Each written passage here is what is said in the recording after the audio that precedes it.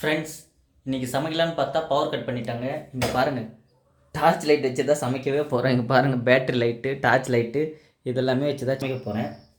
நம்ம லைஃப்பில் என்ன நடந்தாலும் அதுக்காக என்ன வேணாலும் ட்ரை பண்ணலாம். ட்ரை பண்ணாமலாம் இருக்கக்கூடாது.